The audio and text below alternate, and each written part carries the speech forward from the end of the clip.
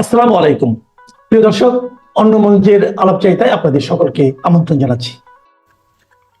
অনেক ঢাকঢোল পিটিয়ে অনেক জল্পনা কল্পনা শেষে অতঃপর ডক্টর মোহাম্মদ ইউনূসের যে কিংস পার্টি, জাতীয় নাগরিক পার্টি, তারা বাংলাদেশ সময় 6:30টার সময় তাদের নতুন বাংলাদেশ গড়ার ইস্তেহার ঘোষণা করেছেন। তারা আশা করেছিলেন যে 10 লাখের ঊর্ধ্বে লোক হবে। আমি কয়েকটি সংবাদ মাধ্যম বাংলাদেশের এবং বিদেশি তাদের সঙ্গে আলাপ করে শুনেছি, প্র্যাকটিক্যালি সেখানে 3 থেকে 4 হাজার লোক হয়েছে। তাও সারা বাংলাদেশ থেকে আনতে হয়েছে এবং অভিযোগ আছে যে জামাত ইসলামীও যাতে কোনোভাবে সভাটা ফ্লপ না করে এজন্য তারাও লোক সাপ্লাই দিয়েছেন। তাহলে জামাত ইসলামী এবং এনসিপি এবং ভাড়ায় যারা আসা তারা জানেনও না কি জন্য আসছেন। যেমন একজনাকে জিজ্ঞেস করেছে একটা অনলাইন পোর্টাল থেকে, এখানে কেন এসেছেন, জানে না কোন দলের প্রোগ্রাম এসেছেন, তিনি বলছেন বিএনপির প্রোগ্রাম এসেছি। মিটিং এর ভিতর থেকে বলতেছেন। এভাবে যারা ভাড়ায় এসেছেন 100-200 টাকায় সবাইকে মিলে নাকি 3-4 হাজার লোক হয়েছে। আমরা ধরে নিই যে লক্ষ লক্ষ লোক হয়েছে। হাসির খোরাক জুটিয়েছে, কারণ ওরা বলেছিল 10 লাখ লোক হবে, সেখানে যদি এখন 10,000 লোকও না হয় এটা হাস্যকর কাহিনীতে পরিণত হয়। তারা তাদের ইস্তেহার ঘোষণার পূর্বে আমি একটু বলি, অনেকেই আমাকে বিভিন্নভাবে জানতে চেয়েছেন যে আরেকবার ইস্তেহার হলো তাহলে মুক্তিযুদ্ধের ইস্তেহার কি শেষ হয়ে গেল কিনা। না, এটা নির্বোধের মতো চিন্তা চেতনা। একটা দেশ স্বাধীন একবারই হয়। বাংলাদেশের স্বাধীনতার ইস্তেহার সর্বপ্রথম পাঠ করা হয় পল্টন ময়দানে ছাত্রলীগের সভাপতি নূরে আলম সিদ্দিকীর সভাপতিত্বে। ছাত্রলীগের সাধারণ সম্পাদক শাহজাহান সিরাজ ইস্তেহার পাঠ করেন। মঞ্চে তখন আসমা আব্দুর রব সহ অন্যান্য যারা নেতৃবৃন্দ ছিলেন এবং বঙ্গবন্ধুর উপস্থিতিতেই ইস্তেহার পাঠ করা হয়, যেটা বঙ্গবন্ধুর সম্মতিতে, বঙ্গবন্ধুর পরিকল্পনায়। এই ইস্তেহারের ধারাবাহিকতায় কিন্তু বঙ্গবন্ধু সোহরাওয়ার্দী উদ্যানে তার ঐতিহাসিক ভাষণ দিয়ে গোটা জাতিকে প্রস্তুত করতে বলেন 7ই মার্চ, যা বিশ্বের অন্যতম শ্রেষ্ঠ বক্তব্য এবং যেটা ইউনেস্কোর অত্যন্ত গুরুত্বপূর্ণ দলিলে পরিণত হয়েছে। তার ধারাবাহিকতায় বঙ্গবন্ধু ওই বছরেরই 26শে মার্চ আনুষ্ঠানিকভাবে মুক্তিযুদ্ধের ঘোষণা দেন। সেই মুক্তিযুদ্ধের ঘোষণাকে কেন্দ্র করেই 30 লক্ষ মানুষ, 2 লক্ষ মা বোন তাদের মহান আত্মত্যাগের মধ্য থেকে বিশ্বের বুকে মাথা তুলে দাঁড়ায় স্বাধীন সার্বভৌম গণপ্রজাতন্ত্রী বাংলাদেশ এবং লাল সবুজের পতাকা। নতুন করে আর কোনো ইস্তেহার হয় না, দেশ নতুন করে স্বাধীন হয় না। এখন এরা যারা বলছে যে এই সংবিধান রাখবে না, আমি চ্যালেঞ্জ করে বলছি, সংবিধান সম্পর্কে কোনো জ্ঞান তাদের আছে কিনা, সংবিধানের ফান্ডামেন্টাল স্ট্রাকচার সম্পর্কে জানে কিনা। ডক্টর কামাল হোসেনের মতো আন্তর্জাতিক খ্যাতিসম্পন্ন সংবিধান বিশেষজ্ঞ ব্যারিস্টার আমিরুল ইসলাম সহ যে টিম এইটার জন্য কাজ করেছেন এবং বঙ্গবন্ধুর পরামর্শ অনুযায়ী এর চেয়ে বেটার সংবিধান যে হয় না, এটা বর্তমান ডক্টর ইউনূসের যে অ্যাটর্নি জেনারেল অ্যাডভোকেট আসাদুজ্জামান তিনিও সেটা বলেছেন। কাজেই নতুন করে সংবিধান রচনা করার আগে সংবিধান কি একটু লেখাপড়া করুন, কিছু শিখুন, তারপরে কথা বলা ভালো হবে। ইচড়ে পাকা কথা বলা ঠিক নয়। সংবিধানটা আয় রাজুতে আয় অথবা কিছু শৃঙ্খল লোকদের নিয়ে একটা মত সৃষ্টি করার বিষয় না। তারপর বলছেন গণপরিষদ। গণপরিষদ সম্পর্কে ধারণা আছে? গণপরিষদ তো অনেক দূরের কথা। জাতীয় সংসদের সদস্য নির্বাচিত হয়ে আসুন। একটা সংবিধান সংশোধন করতে গেলে 2/3 মেজরিটি লাগে। তারপরেও সংবিধানের যে ফান্ডামেন্টাল স্ট্রাকচার এটা কেউ চেঞ্জ করতে পারবে না। আগে আসুন, ইউনিয়নের চেয়ারম্যান, উপজেলা চেয়ারম্যান, পৌরসভা এসব কিছু হন বা পার্লামেন্টের সদস্য হন। পার্লামেন্টে এসে তারপরে কথা বলুন। নির্বোধের মতো এমন কিছু বলবেন না যেটা মানুষ ধরে নেবে হাস্যকর। জুলাই হত্যাকাণ্ডের বিচার করবে, এটা তো স্বাভাবিক, আমরাও চাই বিচার হোক। কারণ জুলাইতে রাষ্ট্রীয় দায়িত্বরত পুলিশদের যে নির্মমভাবে হত্যা করা হয়েছে এবং স্বীকারোক্তি আছে যে আমরাই পুলিশদের মেরেছি, যারা রাষ্ট্রীয় দায়িত্বে ছিল তাদেরকে মারা এবং তাদেরকে ভয়ঙ্কর পরিস্থিতির ভিতর ফেলা, এই সমস্ত ঘটনার বিচার টুডে অর টুমরো হবে। ডক্টর ইউনূস নিজেরই কোনো বৈধতা নাই, তার আইনগত কোনো ভিত্তি নাই। তিনি যদি বলেন যে পুলিশ হত্যার বিচার হবে না, যারা রাষ্ট্রীয় দায়িত্বে ছিল তাদের হত্যার বিচার হবে না, এটা হয় না। বঙ্গবন্ধুর খুনিদের রক্ষা করার জন্য পার্লামেন্টে বিল হয়েছিল, সেই বিল পাশ হয়েছিল, পাশ হওয়ার পরে রক্ষা হয়নি। কাজে এই চিন্তা করবেন না। জুলাই হত্যার বিচার অবশ্যই হবে। যারা মারা গেছে, কারা কি কারণে মারা গেছে, সবটারই বিচার হবে। নির্বাচন কমিশন আইন সংস্কার করবেন। হ্যাঁ, সেখানে তো ওই যে একজন পণ্ডিত আছেন আমাদের বদিউল আলম মজুমদার, তাকে দিয়ে আপনারাই তো কমিশন করেছেন, এটা করেন না কেন? আরে ভাইরা, আইন করতে গেলে পার্লামেন্ট লাগে, আগে পার্লামেন্টে যেতে হবে। এই অনির্বাচিত ক্ষমতা দখল করা ব্যক্তিরা এই কমিশন যাই করতেছেন, এই কমিশন করার ব্যক্তিরই তাদের নাই। তারপর আমি ধরে নিলাম যে তারা কি অশ্বডিম্ব তারা পারে, আমরা সেটা দেখার অপেক্ষায় আছি। সেবামূলক সরকারি প্রতিষ্ঠান করা হবে, দুর্নীতি দূর করা হবে। আপনারা বোধহয় জানেন না গভর্নমেন্ট স্ট্রাকচার, সরকারি প্রতিটি অফিসই সেবামূলক প্রতিষ্ঠান। আপনারা জানেন না, যিনি পানি সাপ্লাই দেন, যিনি গ্যাস সাপ্লাই দেন, যিনি ট্যাক্স সাপ্লাই দেন, যিনি রাস্তা পরিষ্কার করেন, সমস্তটা কিন্তু রাষ্ট্রীয় প্রতিষ্ঠান, হচ্ছে মানুষের সেবার জন্য প্রতিষ্ঠান। কাজে নতুন করে আলাদা কোনো প্রতিষ্ঠান করার কিছু নাই। আর দুর্নীতি দূর করবেন বলছেন, এটার সঙ্গে আমি একমত। তবে জবাব দিতে হবে, আপনাদের কর্মীরা পরের বাড়িতে গিয়ে কোটি কোটি টাকা কিভাবে আনে?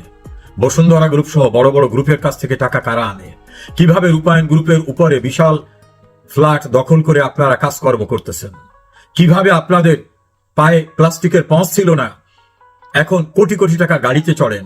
কিভাবে বাড়িতে বিল্ডিং হয়ে যাচ্ছে ভাঙা টিনের ঘরে? এই প্রশ্নগুলোও কিন্তু এখন প্রাসঙ্গিক হয়ে দাঁড়িয়েছে, কারণ আকণ্ঠ দুর্নীতিতে নিমজ্জিত হওয়ার অভিযোগ উঠেছে। গ্রাম আদালত গঠন করা হবে। বাবারে, তোমরা জানো না, গ্রাম আদালত একটা আইনই আছে এবং গ্রামে প্রতিটি ইউনিয়ন পরিষদে একটা গ্রাম আদালত আছে। সেই আদালতের আইন মাঝে মধ্যে সংস্কার হয় এবং সেটা চলমান প্রক্রিয়া। তোমরা কিছু লেখাপড়া করো, সেখানে তোমরা পাবে। স্থানীয় সরকারকে বিকেন্দ্রীকরণ করা হবে। স্থানীয় সরকার তো বিকেন্দ্রীকরণ হয়েই আছে। ইউনিয়ন পরিষদ, উপজেলা পরিষদ, পৌরসভা, সিটি কর্পোরেশন বিভিন্ন পর্যায়ে বিকেন্দ্রীকরণ করেই আছে এবং তারা ইন্ডিপেন্ডেন্টলি ফাংশন করতেছে। এটা নতুন কিছু না। গণমাধ্যমের স্বাধীনতা নিশ্চিত করা হবে। স্বাধীন গণমাধ্যম হচ্ছে সেটা যে প্রশ্ন করা হলেই চাকরি থাকে না, একটা পত্রিকায় সত্য কথা লেখা যাবে না, জোর করে জনকণ্ঠ দখল করতে হবে, বিভিন্ন হাউস দখল করতে হবে, সময় টিভিতে যে বলতে হবে এই কজনের চাকরি থাকতে পারবে না। 4টি পত্রিকা ছাড়া সমস্ত ইলেকট্রনিক এবং প্রিন্টিং মিডিয়ার সমস্ত সম্পাদক, চিফ রিপোর্টার, সিটি এডিটর সবাইকে বের করে দিয়ে তোমাদের লোক বসিয়ে দিতে হবে এবং একজনের অধীনে 2টা গণমাধ্যম থাকতে পারবে না। এটা পৃথিবীর কোন দেশে আছে? এটা মঙ্গল গ্রহে আছে কিনা আমরা জানি না। যার গণমাধ্যম আছে, পৃথিবীর মিডিয়া মোগল যে আমেরিকা, ইংল্যান্ড থেকে সর্বত্র গণমাধ্যম একটা মুক্ত স্বাধীনতার ফোরাম। তুমি বাবা পারো তো কয়েকটা করো না, অন্যটা দখল না করে নিজেরটা করো। গণমাধ্যমের স্বাধীনতা, কতজন সাংবাদিকের বিরুদ্ধে মামলা হয়েছে? ফারজানা রূপা, শাকিল, মোজাম্মেল বাবু, শ্যামল দত্ত সহ কতজন কারাগারে আছে? কতজনের জাতীয় প্রেস ক্লাবের সদস্য পদ নাই, অ্যাক্রিডিটেশন কার্ড বাতিল হয়েছে, 600 মামলায় সাংবাদিকদের আসামি করা হয়েছে, কতজন সাংবাদিককে হত্যা করা হয়েছে? এটা গণমাধ্যমের স্বাধীনতা নিশ্চিত করবে তোমরা, তার লক্ষণ এটা। সার্বজনীন স্বাস্থ্য ব্যবস্থা, বাবা তোমরা আওয়ামী লীগের ইস্তেহারটা পড়ো। সার্বজনীন স্বাস্থ্য ব্যবস্থার জন্য শেখ হাসিনা কমিউনিটি ক্লিনিক ব্যবস্থা করে প্রতিটি গ্রামে দ্বারে দ্বারে স্বাস্থ্য ব্যবস্থা পৌঁছে দিয়েছেন, যা বাংলাদেশের ইতিহাসে ছিল না। এবং তিনি বাংলাদেশের ইতিহাসে সর্বপ্রথম স্বাস্থ্য ব্যবস্থায় উচ্চতর ডিগ্রি নেওয়ার জন্য মেডিকেল বিশ্ববিদ্যালয় করেছেন, যা বাংলাদেশের ইতিহাসে কোনোদিন ছিল না। এবং প্রতিটি জেলায় মেডিকেল কলেজ করার পরিকল্পনা এবং অধিকাংশ জায়গায় হয়েছে। এই যে ডেভেলপমেন্ট তার সময় হয়েছে অন্যান্য খাতে, সেটা আগে শেখো, সেটা জানো, তারপর তোমরা বলা উত্তম হবে। শিক্ষা খাতে ব্যয় বৃদ্ধি করা সহ অন্যান্য কথা বলা হয়েছে। শিক্ষা খাতটাকে তো ধ্বংস করে দেওয়া হয়েছে। ছাত্ররা মনে করে এখন অটোপাস, আমরা আন্দোলন করেছি, আমরা কোনো পরীক্ষা দিতে পারবো না। বিশ্ববিদ্যালয়ের ভাইস চ্যান্সেলরদের অপমান করে বের করে দেওয়া, শিক্ষকদের অপমান করে বের করে দেওয়া, স্কুল কলেজের শিক্ষকদের অন্যদেরকে বের করে দিয়ে মবের রাজত্ব কায়েম করে, এমনকি বার কাউন্সিলের টেকনিক্যাল এডুকেশন সেখানেও পরীক্ষা ছাড়া পাশ করার মতো সিস্টেম চালু করা গেছে। কাজে শিক্ষা ব্যবস্থা চূড়ান্তভাবে তোমরা ধ্বংস করছো। যারা এখন ক্ষমতায় আছো তাদেরও নাকি অনেকে মাস্টার্স কমপ্লিট হয় নাই। কাজে শিক্ষা ব্যবস্থাটাকে তোমরা যেখানে নিয়ে গেছো, আমি জানি না সেখান থেকে আগামী নির্বাচনে যারাই ক্ষমতায় আসে না কেন তারা ফিরিয়ে আনতে পারবে কিনা, সেটাই আমার সংশয়। বিজ্ঞান ও প্রযুক্তি খাতে 50 বছর মেয়াদী পরিকল্পনা গ্রহণ করা হবে। তোমরা হয়তো জানো না, শেখ হাসিনা ডেল্টা প্ল্যান করে 100 বছর মেয়াদী পরিকল্পনা প্রণয়ন করে আসছেন এবং সেটা অ্যাপ্রুভড। এবং বাংলাদেশে তথ্য প্রযুক্তির যে বিস্তার ঘটেছে, প্রতিটি জেলায় তথ্য প্রযুক্তির ট্রেনিং সেন্টার থেকে শুরু করে প্রতিটি স্কুলে এই টেকনিক্যাল ল্যাবরেটরি দেওয়া হয়েছে। অর্থাৎ তৃণমূল থেকে শুরু করে তথ্য প্রযুক্তির শিক্ষা এবং তারা যাতে আত্মকর্মসংস্থানে ডেভেলপ করতে পারে নিজেদেরকে, সেই ব্যবস্থা করে রাখা হয়েছে। একটা বিপ্লব হয়ে গেছে তথ্য প্রযুক্তি, সেটা হয়তো তোমাদের ধারণাই নাই। সকল ধর্ম সম্প্রদায়ের জাতিগোষ্ঠী অধিকার নিশ্চিত করা হবে। চিন্ময় প্রভু কোথায় আছে? রংপুরে কিভাবে সাম্প্রদায়িক হামলা হয়েছে? সারা বাংলাদেশে ধর্মীয় সংখ্যালঘুরা কি অবস্থায় আছে? কিভাবে জঙ্গিদের জেলখানা থেকে ছেড়ে দেওয়া হয়েছে? এবং তারা দাম্ভিকতার সঙ্গে বলছে ব্লগারদের একটাকেও বাংলাদেশে থাকতে দেব না, মুক্ত চিন্তার মানুষ থাকতে পারবে না।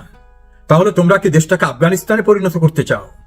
তাহলে তোমরা জঙ্গিতন্ত্রকে কায়েম করতে চাও? মানুষের সঙ্গে ভণ্ডামি করে লাভ নেই।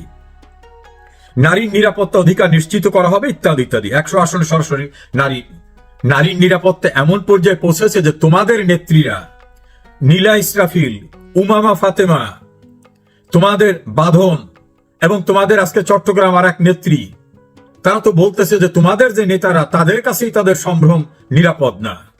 একে একে সব নারী চলে যাচ্ছে। চট্টগ্রামে তোমাদের নেত্রী আজকে বড় ধরনের ভিডিও করে বলছেন যে তোমাদের হাতেই এখন তাদের সম্ভ্রম নিরাপদ না। কি কি কাজ তোমরা করছো, তোমাদের লোকেরা করছে, তোমরা দেবে নারীর নিরাপত্তা নাকি তোমাদের জঙ্গিতন্ত্র কায়েম করতে হবে? রাস্তায় নারী কি পোশাক পরবে, বাংলাদেশ ব্যাংকে কি পোশাক পরে আসবে, সেটা তোমরা নির্ধারণ করবে? নারীর নিরাপত্তার কথা না বলাই উত্তম।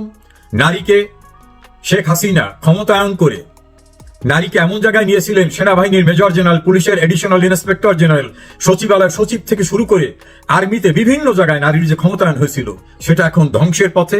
নারী কদিন পর বা রাস্তায় বের হতে পারবে কিনা সে সংশয় এখন তারা আছে। একটা নারীদের প্রতিষ্ঠান উদ্বোধন করতে নাটকের সিনেমার মেয়েরা রওনা করলে বলা হয় যে সেখানে আসলে তাদেরকে আলকাতরা চুন মেখে দেবে, ভয়তে তারা সেখানে যেতে পারছে না। নারীর হয়রানি রোধে শেখ হাসিনা যে আইন করে গেছে সেই আইন তোমরা হয়তো পড়ো নাই, সেখানে মৃত্যুদণ্ডের বিধানও আছে। কল্যাণমূলক অর্থনীতি নিশ্চিত করা হবে, অর্থনীতি নিশ্চিত করা হবে, কিন্তু তোমরা খোঁজ নাও কিভাবে সিডনিতে টাকা রপ্তানি হয়ে যাচ্ছে, কিভাবে দুবাইতে তোমাদের লোকরা ব্যবসা করছে, কিভাবে হঠাৎ করে তোমাদের স্পন্সের ছেঁড়া স্যান্ডেলের থেকে বিশাল বিত্ত বৈভব আসলো। তোমাদের বিরুদ্ধে যে গুরুতর অভিযোগ অর্থ গ্রহণের এবং বিশাল আর্থিক সচ্ছলতা অর্জনের, এই বিষয়টাকে আগে দেখো, নিজের দর্পণে নিজেকে দেখো, তোমাদের কর্মীদের দিক তাকাও। গুলশানে কিভাবে চাঁদাবাজি করতে গেছে তোমাদের লোকরা, এরকম চাঁদাবাজি সারা বাংলাদেশে হচ্ছে। হয়তো গুলশানেরটা বিচ্ছিন্নভাবে ধরা পড়েছে, কিন্তু অন্য অন্য জায়গায় র্যান্ডাম এটা চলছে। কিভাবে রূপায়ণ টাওয়ারের বিশাল ফ্ল্যাট তোমরা দখল করে আসো, কিভাবে তোমরা শেরাটন হোটেল দখল করে সেখানে তোমাদের কার্যক্রম করেছিলে, কিভাবে কোটি কোটি টাকা ব্যয় করে তোমরা সারা বাংলাদেশের রাজনৈতিক কর্মসূচি করছো, সেই বিষয়গুলো এখন প্রশ্নের মুখোমুখি। মানুষের কর্মসংস্থান নিশ্চিত করতে হবে, এটা খুব ভালো কথা। শেখ হাসিনার আমলে কর্মসংস্থান নিশ্চিত করার জন্য, স্ব উদ্যোক্তা করার জন্য ব্যবস্থা নেওয়া হয়। আজকে তোমাদের আমলে 28 লক্ষ মানুষ বেকার হয়েছেন, বিশ্ব ব্যাংকের রিপোর্ট, এবং সেই রিপোর্টটা উপস্থাপন করেছেন তোমাদের অত্যন্ত প্রিয় ডক্টর দেবপ্রিয় ভট্টাচার্য। সেখানে 17 লক্ষ নারী কর্মহীন হয়ে পড়েছে, এবং হামিম গ্রুপের প্রধানের বক্তব্য অনুযায়ী যদি এই পরিস্থিতি মোকাবেলা করতে না পারা যায় তাহলে বাংলাদেশে 150টি শিল্প প্রতিষ্ঠান বন্ধ হয়ে যাবে, তাতে বেকারত্বের সংখ্যা দাঁড়াবে 1 কোটি। কাজী কর্মসংস্থান সৃষ্টি করবে নাকি শিল্প প্রতিষ্ঠানে গিয়ে হামলা করা, চাঁদাবাজি করে তাদের ধ্বংসের মুখোমুখি করা? বিদেশ থেকে মানুষ মুখ ফিরিয়ে নিচ্ছে এই ভয়ঙ্কর পরিস্থিতিতে। কৃষি মূল্যের ন্যায্য মূল্য নিশ্চিত করা হবে, এটাও তোমাদের পড়তে হবে। শেখ হাসিনার লাস্ট নির্বাচনের ইস্তেহারটা পড়ো। কৃষিকে যান্ত্রিকীকরণ করা এবং কৃষিতে সবচেয়ে ভর্তুকি দিয়ে আধুনিক যান্ত্রিকী কৃষি ব্যবস্থা তিনি যেভাবে করেছেন, এটা বাংলাদেশের ইতিহাসে একটা বিপ্লব ঘটে গেছে। নিম্ন আয়ের শ্রমিকদের জন্য সমুন্নত মজুরি কাঠামো, এটা একটি গতানুগতিক ঘটনা, এর সঙ্গে নতুনত্ব কিছু নাই। প্রাকৃতিক সম্পদ আহরণে দেশীয় সক্ষমতা, বাংলাদেশের প্রাকৃতিক সম্পদ আহরণে দেশীয় সক্ষমতা বিএনপি, জাতীয় পার্টি, আওয়ামী লীগ সবসময় তারা চেষ্টা করেছে, কিন্তু যে দক্ষতা দরকার এখনো সে দেশে ডেভেলপ হয়নি, এখনো বিদেশের সাহায্য নিতে হয়। এই বিষয়টি কিন্তু স্বাভাবিক একটি বিষয়। রাজধানী সহ শহরগুলোকে নদীকেন্দ্রিক ব্যবস্থাপনা নিশ্চিত করা, সামাজিক বনায়নে বিশেষ গুরুত্বপূর্ণ করা। আমার মনে হয় এই বিষয়গুলি যারা তৈরি করে দিয়েছে তারা যদি আওয়ামী লীগের নির্বাচনী ইস্তেহারটাও পড়তো তাহলে এই ভয়ঙ্কর বেইজ্জতি কারবার হতো না। আমি এর ভিতরে কিছুই খুঁজে পাচ্ছি না যে নতুন বাংলাদেশ কিভাবে গঠিত হবে। এখানে যা দেখলাম আওয়ামী লীগের নির্বাচনী ইস্তেহারের কিছু কিছু কেটে পেস্টিং করে ঢোকানো হয়েছে। আমরা শুনেছিলাম যে এদের পিছনে নাকি একজন গফুর আছেন, সাংঘাতিক তত্ত্ব কথা বলেন, একজন আছেন সক্রেটিস। আমি তো কারো কোনো পাণ্ডিত্যের, দার্শনিক, রাষ্ট্রীয় কোনো প্ল্যান এখানে কিছু দেখলাম না। কিসের নতুন বাংলাদেশ? নতুন বাংলাদেশ কি এটা? সারা বাংলাদেশে মবের সংস্কৃতি কায়েম হবে, কোনো আইন শৃঙ্খলা থাকবে না, বিচার বিভাগের স্বাধীনতা থাকবে না, প্রশাসনকে হুমকি দিয়ে ইচ্ছামতো কাজ করানো হবে, যত্রতত্র চাঁদা আদায় করা হবে, ইন্টারভিউ ছাড়া লোক নিয়োগ করা হবে, কমিশন বাণিজ্য প্রকাশ্যে হবে। এটা যদি নতুন বাংলাদেশের কনসেপ্ট হয় সেটা হতে পারে। তবে আজকে শহীদ মিনারের আয়োজনে দৃশ্যমান হয়েছে মানুষ মুখ ফিরিয়ে নিয়েছে। গোপালগঞ্জে যেমন হাজার হাজার মানুষ, যারা অতি সাধারণ মানুষ, বেরিয়ে এসে প্রতিরোধ করেছে। কক্সবাজারে প্রতিরোধ হয়েছে, ময়মনসিংহে দৌড় প্রতিযোগিতায় করতে হয়েছে, গাজীপুরে ধর মুখে পড়তে হয়েছে। সারা বাংলাদেশের পরিস্থিতি কিন্তু এটা। সেনাবাহিনী, র্যাব, পুলিশ, বিজিবি, মাস্তান বাহিনী, এত কিছু নিয়ে গিয়েও আর লোক পাওয়া যাচ্ছে না। আশা করি বুঝতে পেরেছো তোমরা গান কেস, তোমরা লস্ট কেস, তোমরা ডেড হর্স হয়ে গেছো। মুক্তিযুদ্ধের চেতনাকে ধ্বংস করার কোনো ঔদ্ধত্য দেখানো ঠিক হবে না। এই সংবিধান দেশের সর্বোচ্চ আইন। এই সংবিধানকে ধ্বংস করার চেষ্টা করা রাষ্ট্রদ্রোহিতা। ইতোমধ্যে যে অপরাধ তোমরা করেছো সেই অপরাধের বিচার তোমাদের হবে। মনে করেছো একটা অর্ডিন্যান্স করে একটা জুলাই ঘোষণা করলে রক্ষা হবে।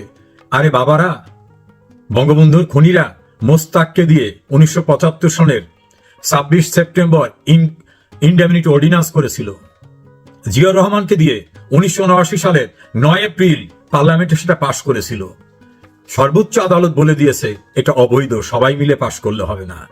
তোমাদের বিদেশ থেকে আগত ডক্টর রিয়াজ নিজে স্বীকার করেছেন যে আমরা সংবিধান ভঙ্গ করতেছি।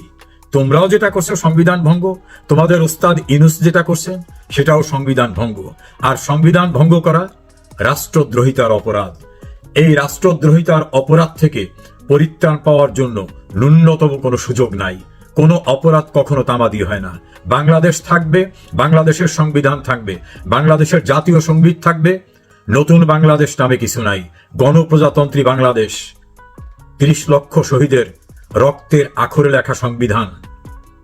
এটা নিয়ে কোন রকম ঔদ্ধত্য, স্পর্ধা দেখালে পরিণতি ভয়াবহ হবে বলে সারা বাংলাদেশের মুক্তিযুদ্ধের চেতনায় বিশ্বাসীরা বিশ্বাস করে। সে সময় খুব দূরে নয় যখন তোমরা পালাবারও সুযোগ পাবে না।